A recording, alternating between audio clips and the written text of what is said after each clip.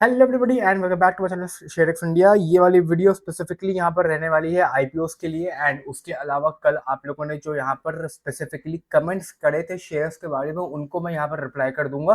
फटाफट से वीडियो बनाता हूँ ताकि वीडियो यहाँ पर बिल्कुल भी लंबी ना हो, नहीं तो फिर वो 20-25 मिनट की वीडियो बन जाती है, फिर आई थिंक आप लोग वो पूरी देखते नहीं हो। इसीलिए चलो मेन टू द पॉइंट पे हम लोग यहाँ पर आते हैं। मार्केट में आज यहाँ पर पहली बात तो मार्केट यहाँ पर ग्रीन थी, सेंसेक्स काफी ज्यादा पॉजिटिव में था। एंड मेजरली जितने भी स्टॉक्स थे पूरी मार्केट में, खाली मेरे वाले ही नहीं, वो सारे के सारे यहाँ पर आज अच्छे खासे ग्रीन थे। एक आध दो स्टॉक्स को जो मैंने अभी रिसेंट में आप लोग को नए बताए थे वो काफी ज्यादा भाग रहे हैं उसमें का। जिसमें कि पहला स्टॉक यहाँ मैंने नॉर्थ आर्क कैपिटल आप लोग को बताया था, ये भी लगभग आज मॉर्निंग में तो लगभग 8% के आसपास ग्रीन में था। एंड कल भी लगभग 10% के आसपास ये भागा था। तो मैं ये नहीं कह रहा हूँ कि आपने इसको अगर परसों नरसों बॉटम पे परचेज किया होता तब तो आप लोग लगभग 15-16% के आसपास पॉजिटिव में आ गए होते। मैं ये कहीं नहीं कह रहा हूँ कि आप लोगों अब तो ग्रीन में आ गए होगे। कहीं भी परचेज किया हुआ आप लोगों ने 250 सवा दो 250 पे तो खैर गया ही नहीं है, 250 से 200 रुपए के बीच में, तो या तो आप ब्रेक इवन पे होगे, या तो आप हल्के से प्रॉफिट में होगे, या तो आपने अभी तक ये स्टॉक बाय नहीं किया होगा। ऑनेस्टली मैं बताऊं, इसको बाय करना चाहो बाय किया जा सकता है। ऊपर से तो काफी ज्यादा करेक्शन दिखा चुका है।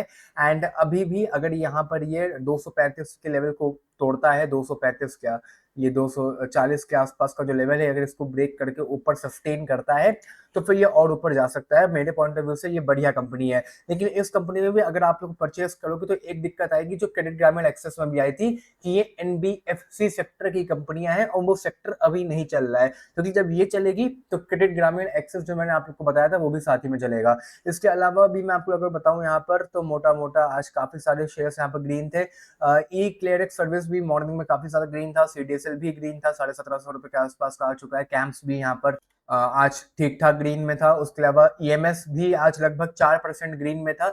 ईएमएस ग्रीन में इसीलिए था क्योंकि आज यहाँ पे कॉनकोल्ड काफी ज्यादा ग्रीन में था। और कॉनकोल्ड इन्वायरो सिस्टम्स आज इतना क्यों भागा, मैंने बार बार कहा था, वाटर प्यूरिफिकेशन का बहुत तगड़ा काम है, गवर्नमेंट फुलफिल भी नहीं कर पा रही, कंपनी इसमें कम है। इस काम में अगर आप और हम नई कंपनी डालेंगे ना तो भी उसमें चल जाएगी। ऑल्दो यहाँ पे कोई आर्टिकल वगैरह तो अभी तक आया नहीं है। इनको सुबह एक ऑर्डर मिला है 300 करोड़ के आसपास का। ये एनवायरो सिस्टम की मैं बात कर रहा हूँ, जिसका आईपीओ अभी कुछ टाइम पहले आया था। इनफैक्ट अगर आप लोग आज ग्रो पे देखोगे भी तो ग्रो पे ही आप लोग को सुबह सुबह ये एनफायरो इंफ्रा ग्रीन, सॉरी मैं स्टॉक की बात कर रहा था, एनवायरो इंफ्रा कॉनकोड की बात नहीं कर रहा था। ये सारे वाटर क्लीनिंग के काम है। वाटर क्लीनिंग अपने आप में एक बहुत ही बड़ा काम है और गवर्नमेंट ऑर्डर देती है और फुलफिल भी नहीं हो पा रहा है। 306 करोड़ का एनवायरो इंफ्रा को यहाँ पर ऑर्डर वगैरह मिला है।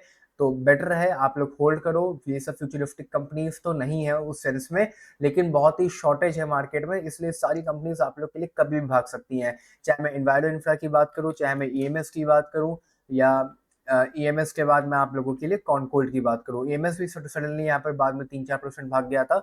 और कॉनकोल्ड की भी अगर मैं बात करूंगा तो कॉनकोल्ड भी, सॉरी, कॉनकोल्ड भी आप लोग का यहाँ पर आज थोड़ा बहुत आप लोग के लिए ग्रीन में ही था। कॉनकोल्ड भी देख सकते हैं 3-3.5% के आसपास ग्रीन में था। तो ये सारे बहुत ही अच्छे स्टॉक्स हैं। बाकी पीआई इंडस्ट्रीज लगभग 4200 रुपीज के आसपास भाग रहा है धीमे धीमे। एंजल वन भी ग्रीन में था, के फिनटेक्स, तनला वल्ला सारे यहाँ पर, इंडिको पेंट्स भी यहाँ पर ग्रीन में था। पॉली कैप को मैं कवर करना चाहूंगा, 6400 रुपीज के आसपास पहुंच गया था। ऑल्दो उसके आस बाद थोड़ी बहुत यहाँ पर गिरावट आई थी, वरना पॉली कैप को भी मैंने कल भी मैंने कवर किया था। और पॉलीकैप का तो मेजर मैंने 4600 रुपीज पे तब कवर किया था जब अडानी की न्यूज आई थी। मैंने कहा भी था न्यूज आई है कोई फर्क नहीं पड़ता, मैं इसमें मैं भयंकर प्रॉफिट में हूँ। पिछले टाइम तो हो गया, मैंने ये मार्च पूरा होल्ड किया, अप्रैल होल्ड किया, मई होल्ड किया, तो 3 महीने हो चुके हैं, लेकिन हम लोग 30-35% के प्रॉफिट में हैं। और इसको मैं बॉटम से गिन रहा हूँ क्योंकि मैंने बॉटम वाले दिन या बॉटम के अगले दिन आप लोगों ने इसको बाय कर दिया होगा, मैंने उसी दिन कवर किया था। तो मैं इसको जरूर बॉटम से गिन रहा हूँ, सबके लिए गिन रहा हूँ, क्योंकि मैंने भी उसी दिन बाय किया था। तो 35% के आसपास पूरा पूरा मैं प्रॉफिट में हूँ। एंड होपफुली जिन्होंने बाय किया होगा वो भी यहाँ पर होंगे। मैंने इसको अगले दिन, उसी दिन जब न्यूज आई थी तो उसी दिन मैंने शाम को कवर किया था, और अगले दिन ही आप लोग को करंट लेवल पे बाय करने को कहा था। खाली यही नहीं कहा था, अगर आप लोगों ने बाय किया होगा तो फिर आप लोगों ने हेवल्स बाय कर लिया होगा। हेवल्स भी मैंने आप लोग को बाय करने को कहा था, ऑल्दो मैंने कहा था कि हेवल्स उतना ज़्यादा नहीं भागेगा क्योंकि पॉलीकैब ग्रोइंग कंपनी है, हेवल्स ऑलरेडी ग्रो हो चुकी है। मैंने दूसरा KEI कवर किया था, ये भी भागा। ये भी अगर आप लोगों ने नीचे बाय किया होता तो ये लगभग 50% के आसपास भाग चुका है। मैंने कहा भी था, उसका रीज़न भी है क्योंकि ये छोटी कंपनी थी। तो ये छोटी कंपनी थी तो ऑब्वियस सी बात है ये ज़्यादा कस के भागने वाली है। 35,000 करोड़ की कंपनी थी और उस समय तो खाली 20,000 करोड़ के आसपास ही आ गई थी। तो ये भी अपने आप में अच्छी कंपनी थी, वरना मैंने कहा था पॉलीकैब मुझे थोड़ा सा सेफ्टी पॉइंट ऑफ व्यू से ज़्यादा सेफ लग रही है। एनीवेज़ ये तो चलो सारी मेनली वाली बातें हो गई। उसके अलावा रटन इंडिया को बिल्कुल भी बाय करने का ट्राई मत करना। और गार्डन शिप रिसर्च में थोड़ी बहुत आज डाउनफॉल आया था, लेकिन कोई मेजर डाउनफॉल नहीं था। ऑब्वियस सी बात है, यू पैटर्न के बाद स्टॉक यहाँ पर रुकने का नाम नहीं ले रहा है, तो अभी थोड़ा सा स्टेबल यहाँ पर होगा। तो अगर किसी ने इसको नीचे बाय किया था तो अपने हिसाब से अब यहाँ पर आप लोग एग्जिट ले सकते हो। पेटीएम से मुझे कुछ खास उम्मीद नहीं है, कंपनी यहाँ पर लॉस में है, प्लीज़ उसको अवॉइड करिए। कैम्स और में अगर आपने बाइंग करी है तो प्लीज़ होल्ड करिए, ऑल टाइम हाई का टारगेट है। के फिनटेक में भी लगभग ऑल टाइम हाई का टारगेट है। और GR गार्डन शिप रिसर्च अब बिल्कुल अवॉइड करना चाहिए। बर्जर पेंट से बेटर आप लोग के लिए इंडिगो पेंट से मैं रोज वाली बात कहता हूँ, IGI में अगर प्रमोटर ने अपने शेयर्स प्लेस करे हैं तो उससे ज़्यादा कोई फर्क पड़ेगा नहीं। रिसेंट का IPO है तो जल्दी ये भागने वाला भी नहीं है। बैंक्स वगैरह को मैं उतना ज़्यादा कवर नहीं करता हूँ। टाटा इन्वेस्टमेंट बाय कर सकते हो आप लोग, बढ़िया स्टॉक है। हिमाद्री स्पेशलिटी को तो मैंने कई बार कवर किया है, इनफैक्ट मेरा पुराना स्टॉक है, ये मेरे खुद के पोर्टफोलियो में भी है। ऑल टाइम हाई से थोड़ा बहुत यहाँ पर करेक्शन पे मिल रहा है, बट मैंने इसको कभी भी रिसेंट में बाय करने को नहीं कहा है।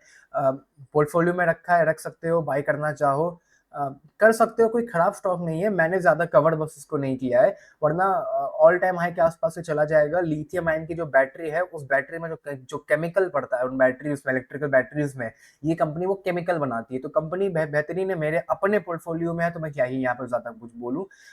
बाकी विल्सन रेन्यूएबल, देखो सर, रेन्यूएबल कोई भी शेयर अगर आप बाय करोगे तो ज़्यादा चलते नहीं है। रीज़न क्या है, 7,000 करोड़ का मार्केट कैप है, लॉस मेकिंग कंपनीज है, जैसा फ्यूचरिस्टिक है। एनालिसिस यहाँ पर काम नहीं करेगी। फ्यूचर में अगर कंपनी पे आपको भरोसा है, कंपनीज को अगर ऑर्डर वगैरह मिलेंगे तो आप बाय कर सकते हो, वरना देख सकते हो 800 रुपये से गिरते गिरते 70% ये डाउन जा चुकी है। इसीलिए मैं लॉस वाली कंपनीज पे ज़्यादा दिमाग नहीं मारता हूँ, ये मेरा अपना है। TNR कंस्ट्रक्शन बढ़िया कंपनी है, आप बिल्कुल बाय कर सकते हो, बढ़िया है। उसके अलावा द इंडियन होटल कंपनी में भी एक वही दिक्कत है कि कंपनी की जो प्रॉफिटेबिलिटी है उस पर थोड़ा सा मामला यहाँ पर है। कंपनी 2,000 करोड़ का प्रॉफिट कर रही है और 1 लाख करोड़ के वैल्यूएशन पे बैठी हुई है। राइट वैल्यूएशन है, अंडर वैल्यूएशन नहीं है। अंडर वैल्यूएशन होना चाहिए था, तब मैं बाय करने को बोलता। अभी भी बाय करोगे तो नो डाउट पैसा बनेगा, बट बहुत तेजी से नहीं बनेगा, धीमे धीमे पैसा बनेगा। उसके अलावा ओला वोला ये सारी मैंने आप लोग को बता दिए हैं। रूट मोबाइल मैं आप लोग को रोज यहाँ पे बताता रहता हूँ, एनी डे बढ़िया स्टॉक है। तेजस नेटवर्क में अगर आप लोगों ने बाइंग करी थी तो आई थिंक आपको प्रॉफिट बुक कर लेना चाहिए, आप यहाँ पर प्रॉफिट में होगे। PB फिनटेक में भी प्रॉफिट में होगे, साइनाइट को होल्ड करो। PB फिनटेक में भी आप प्रॉफिट में होगे, काफी भागा है इधर बीच, तो वो काफी मतलब रोज ही भाग रहा था PB फिनटेक, तो 2,000 रुपए के आसपास का आ चुका है। थोड़ा बहुत यहाँ पर डाउन गया था, लेकिन अभी रिकवरी दिखा रहा है, तो आप बने रहना चाहो बने रह सकते हो, नो डाउट। पॉलिसी बाजार का जो मार्केट कैप है 1 लाख करोड़ के आसपास का हो जाएगा। यहाँ पे मैं प्रॉफिट इसलिए नहीं देख रहा हूँ क्योंकि अकेली कंपनी है जो इंश्योरेंस सेक्टर में ऑनलाइन में इतनी बड़ी प्रेजेंस बना के बैठी है, तो आई डोंट थिंक यहाँ पर कोई इश्यू होगा। इसका मार्केट कैप 1 लाख करोड़ के तो आसपास का होना चाहिए। प्रॉफिटेबिलिटी हम लोग यहाँ पे इसकी बाद में देखेंगे। बाकी ये सारे स्टॉक्स में रोज कवर कर रहा हूँ। देखो जो स्टॉक्स में रोज कवर कर रहा हूँ प्लीज वो कमेंट मत किया करो आप लोग। इसके अलावा IEX में ब्रेक इवन पे हो सर आप। IEX बेटर चॉइस थी, मतलब एक अच्छा शेयर था, अभी एक अच्छा स्टॉक था, लेकिन गवर्नमेंट का सपोर्ट यहाँ पर नहीं मिल रहा है क्योंकि गवर्नमेंट यहाँ पर जो ये एक्सचेंज है इसको हटाना चाह रही है और खुद ही से इसको रेगुलेट करना चाह रही है। मैंने बार बार आपको उसका काम बताया था कि घर में जो सोलर पैनल लगते हैं, उन सोलर पैनल से जो बिजली होती है वो आप बिजली विभाग को भेजते हो और वहां से आप अपने घर के लिए दूसरी बिजली मंगाते हो। तो जो डिफरेंस होता है उस हिसाब से या तो आप पेमेंट करते हो या तो आपको पैसे वापस मिल जाते हैं। तो ये काम मॉनिटर करता है इंडियन एक्सचेंज एनर्जी। गवर्नमेंट का कुछ खास सपोर्ट यहाँ पर इसको मिल नहीं रहा है, but I don't think government इसको हटा पाएगी क्योंकि कोई ना कोई तो बॉडी उनको ये मॉनिटर करने के लिए रखनी ही पड़ेगी। प्रॉफिट यहाँ पर धीमे धीमे बढ़ रहा है, सोलर पैनल यहाँ पर लग रहे हैं, तो मैं तो यहाँ पर कहूंगा बने रहिए। ऑल टाइम हाई इसका 250 रुपए के आसपास का था, तो उसमें से तो आप लोगों ने अभी बहुत सही टाइम पे इसको बाय किया है। टाटा पावर का मार्केट कैप बहुत बड़ा है यार, इतने मार्केट कैप को अगर बाय करोगे तो क्या ही बढ़ेगा वो। देख रहे हो 1.25 लाख करोड़ का मार्केट कैप है, प्रॉफिट ऑफिट यहाँ पर बढ़ रहा है लेकिन बहुत तेजी से नहीं बढ़ रहा है। 5 to 10% ही खाली इंक्रीज हो रहा है प्रॉफिट, तो मार्केट कैप उस हिसाब से बहुत जल्दी यहाँ पर भागेगा नहीं। इसके अलावा आइनॉक्स विंड और हटको वगैरह सारे मैंने आप लोग को यहाँ पर नीचे नीचे रिप्लाई कर दिए हैं। डिक्सन एक स्टॉक है, उसको 14,000 रुपए के आसपास तक यहाँ पे डाउन गया था, बट जैसा कि मैंने कहा था बने रहो, वापस से 14,500 रुपए के आसपास का आ चुका है। तो अगर आपने इसको 16-17 कहीं पे भी परचेज किया होगा तो कोई इश्यू नहीं है, आराम से थोड़े टाइम तक होल्ड करो। देखो वो होता है, जो लोग यहाँ पर लेट परचेज करते हैं ना वही बाद में रोते हैं। जब मैंने इसको इतने टाइम तक यहाँ पर कवर कर रहा था, आपने यहाँ कहीं भी परचेज किया होता तो अभी आप तब प्रॉफिट में थे। उसके बाद अगर आपने यहाँ भी कहीं परचेज किया होता तो अभी भी आप प्रॉफिट में होते। आप लोग लेट परचेज करते हो, स्टॉक को ऊपर से परचेज करते हो। सीडीएसएल में भी लोगों ने क्या किया, अब परचेज कर रहे हैं, कैंप्स में भी लोग अब परचेज कर रहे हैं। तो फिर ये सारे लोग हैं जो गलत टाइम पे चीजें परचेज करते हैं, फिर उनको फिर दिक्कत होती है। साई लाइफ साइंस एक बढ़िया स्टॉक था, इसका आईपीओ भी रिसेंट अभी आई थिंक पिछले साल या उससे पिछले साल ही आया था, एंड उसके बाद भी ये काफी ज्यादा वॉलेटाइल स्टॉक था, लेकिन प्रॉफिटेबिलिटी अगर आप लोग यहाँ पर देखें तो इंक्रीज कर रही है धीमे धीमे। वही वाली बात है कि 82 करोड़ के आसपास का प्रॉफिट है और कंपनी का मार्केट कैप 15,000 करोड़ के आसपास का है। तो वैल्यूएशन यहाँ पर थोड़ी सी ज्यादा है, तो मेरे पॉइंट ऑफ व्यू से ये अभी इसको आप लोग को अवॉइड ही करना चाहिए। और प्रमोटर से ज्यादा तो यहाँ पर रिटेल है, तो जहाँ पे इतना रिटेल हो स्टॉक का वहां भला कभी हो नहीं सकता है। तो ये रिटेलर स्टॉक कभी भी डंप करने लग जाता है, कभी भी बाय करने लग जाता है। तो ओवरऑल कंपनी से ही दूर रहो। जिस कंपनी में प्रमोटर की होल्डिंग ज्यादा हो या एफआईआईस की होल्डिंग ज्यादा हो, वही कंपनी को आप खाली बाय करो तो बेटर रहेगा ऐसा आपके लिए। बात करता हूँ मैं यहाँ पर आईपीओ के बारे में। आईपीओ में ग्लोबल सिविल प्रोजेक्ट का आईपीओ मार्केट में यहाँ पर आज ओपन हो चुका है। आईपीओ बहुत बढ़िया है यहाँ पर। इसके अलावा जीएमपी भी इंक्रीज करके लगभग 22% के आसपास जा चुकी है।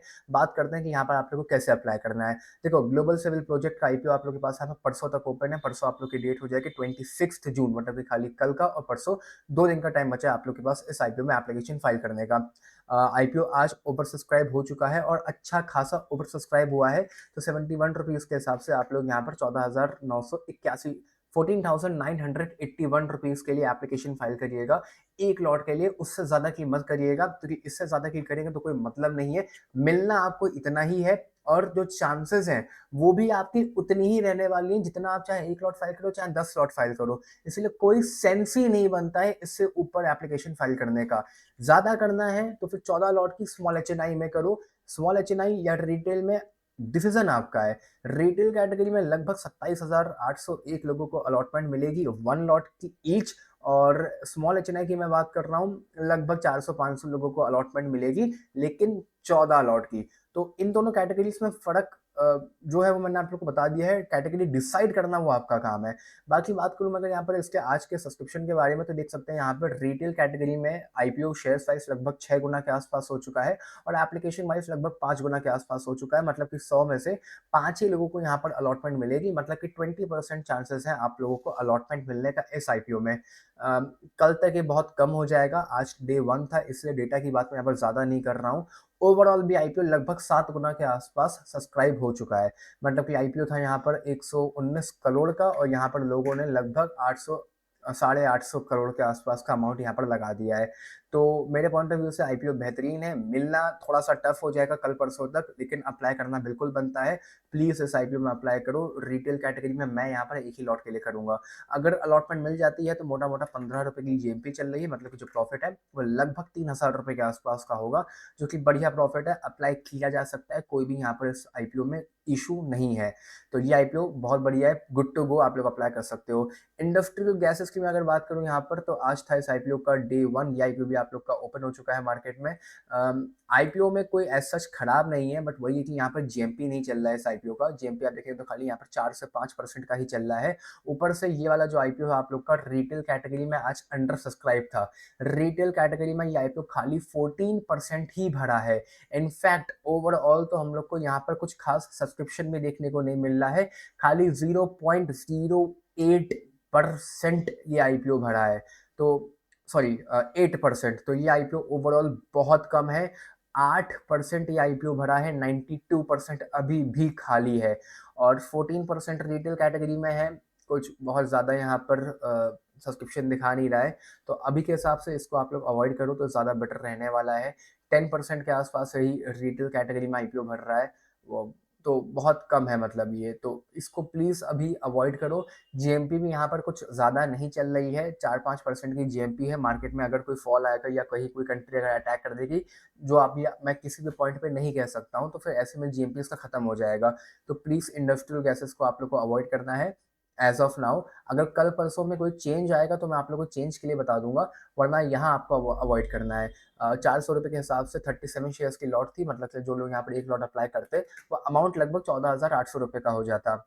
और क्योंकि ये अंडर सब्सक्राइब्ड है, तो यहाँ पर जितना चाहो उतना अप्लाई किया जा सकता है, लेकिन वही वाली बात है, ये डिपेंड करता है कल और परसों के सब्सक्रिप्शन पे। तो अभी तो आप लोग को ये आईपीओ स्ट्रिक्टली अवॉइड करना है। इसके बाद यहाँ पर आता है कल्पतरू आईपीओ। ये आईपीओ भी कुछ खास यहाँ पे परफॉर्म नहीं करने वाला है। लिफ्टिंग के बाद भी ये कंपनी कुछ नई नहीं है। लिफ्टिंग के बाद तो ग्लोबल सेविल भी कुछ खास कंपनी नहीं है यहाँ पर।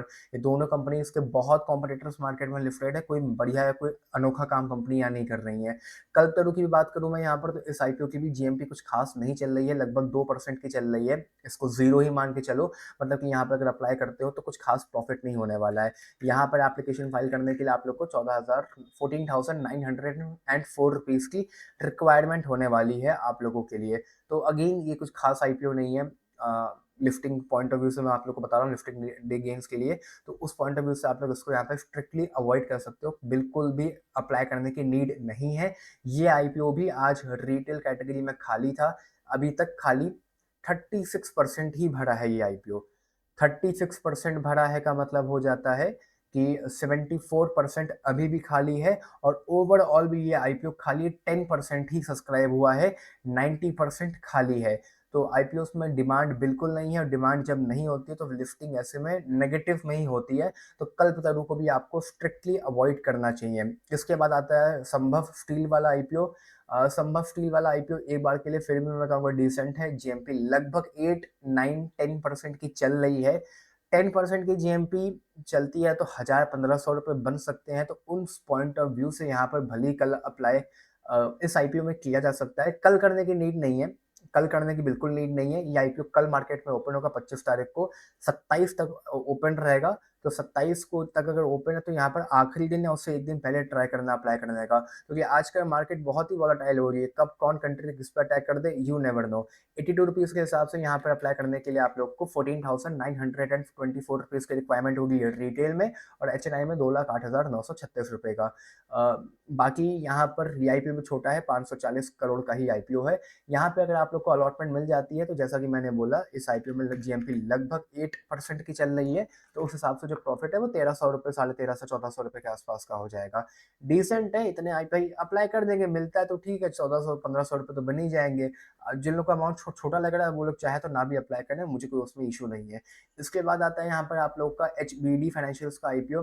अगेन ये आईपीओ से मुझे बहुत उम्मीदें थी।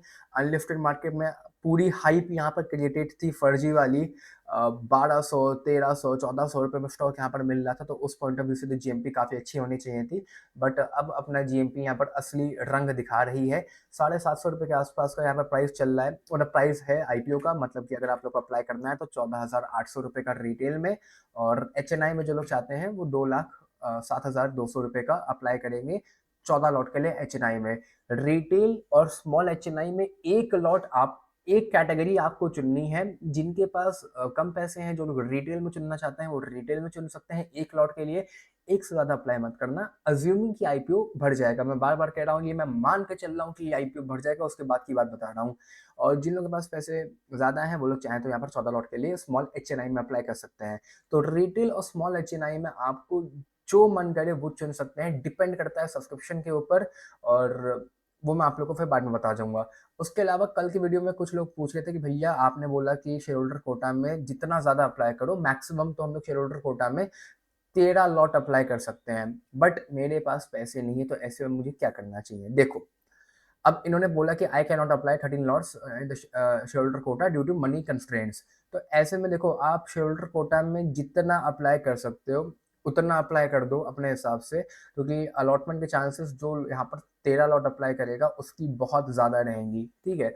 तो अब अगर ये इशू है तो शेयर होल्डर कोटा में प्लस रिटेल एक लॉट कर सकते हो, कोई इशू नहीं है यहाँ पर। रिटेल में तो फिर एक ही करना है, रिटेल में भी ज़्यादा कर सकते हो, ये डिपेंड करता है सब्सक्रिप्शन के ऊपर। अब मान लो कोई आईपीओ का ये वाला अंडर सब्सक्राइब रह जाता है शेयर होल्डर कोटा में नहीं, इसमें रिटेल कोटा में, तो शेयर होल्डर कोटा जो छोटा है वो तो भर जाएगा। अगर मान लो ये आईपीओ रिटेल कैटेगरी में अंडर सब्सक्राइब रह जाता है, तब तो फिर शेयर होल्डर कोटा का कोई मतलब ही नहीं फंसेगा। फिर तो रिटेल में जो जितना अप्लाई करेगा उसको उतने की अलॉटमेंट यहाँ पे मिल जाएगी। फिर तो बल्कि हम भी शेयर होल्डर कोटा में क्यों अप्लाई करूंगा, फिर तो मैं भी काहे अप्लाई करूंगा, और मैं भी रिटेल में ही अप्लाई करूंगा। भाड़ में क्या शेयर होल्डर कोटा, जब आईपीओ रिटेल कैटेगरी में ही अंडर सब्सक्राइब्ड है, रिटेल कैटेगरी में ही लोग नहीं आए, रिटेल कैटेगरी में ही जो जितना मांगे उसको मिलने वाला है, तो शेयर होल्डर कोटा में हम जाएंगे क्यों यहाँ पर? सिंपल सा कॉन्सेप्ट आप समझ रहे हो ना।